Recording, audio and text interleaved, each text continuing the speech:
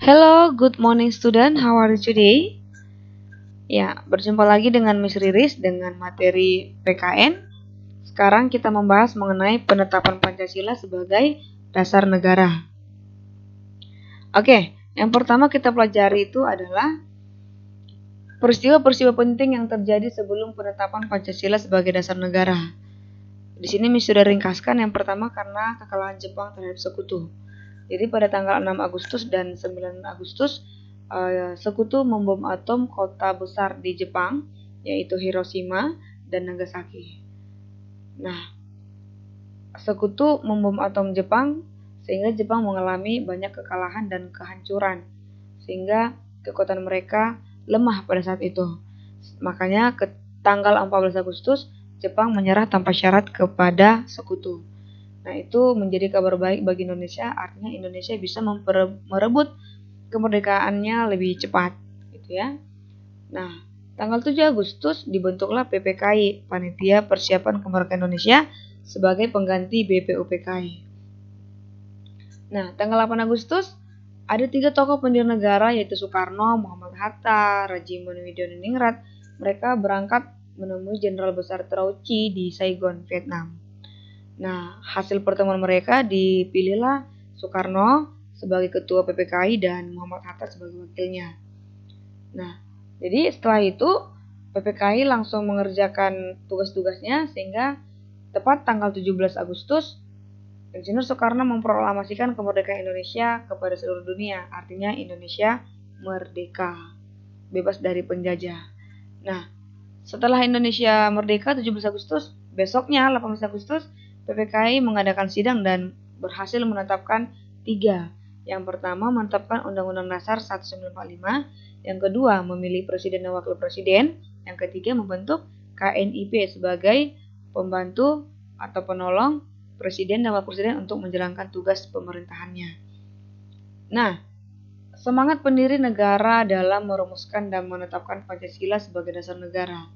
Jadi para pendiri negara kita ini memiliki alasan dan semangat yang kuat bagaimana mereka memperebutkan kemerdekaan bahkan mempertahankannya. Nah, semangat kebangsaan itu disebut sebagai nasionalisme dan patriotisme. Kita bahas satu persatu ya.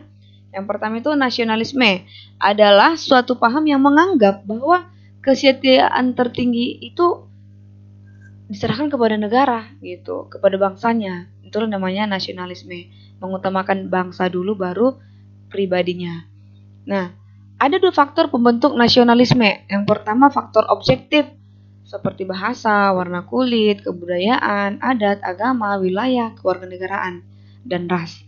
Sedangkan faktor subjektif itu cita-cita, semangat, ya, timbulnya kesadaran nasional gitu. Nah, sedangkan patriotisme itu apa, Miss? Yaitu cinta tanah air. Patriotisme berasal dari kata patria. Patria artinya tanah air. Sehingga patriot adalah seseorang yang mencintai tanah air. Sedangkan patriotisme adalah semangat cinta tanah air.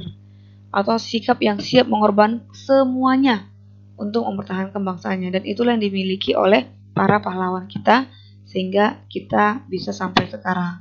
Jadi bersyukur ya. Oke. Selain tadi semangat, para pendiri negara juga memiliki komitmen gitu. Apa saja komitmen pribadi para pendiri negara? Ada 5. 1. Mengutamakan semangat persatuan, kesatuan, dan nasionalisme. 2. Adanya rasa memiliki terhadap bangsa Indonesia. Yang ketiga, selalu bersemangat dalam berjuang. Yang keempat, mendukung dan berupaya secara aktif mencapai cita-cita bangsa. Yang kelima, melakukan pengorbanan pribadi. Jadi mereka yang benar-benar berkomitmen ya dari pribadinya. Oke. Pancasila sebagai dasar NKRI yang sudah final. Maksudnya final di sini adalah sudah disepakati secara nasional, secara konsensus yang diterima secara luas oleh seluruh rakyat Indonesia. Artinya tidak bisa lagi diubah atau diganggu-gugat. Oke, demikian materi kita hari ini. Sampai bertemu di materi berikutnya. See you next lesson. Bye.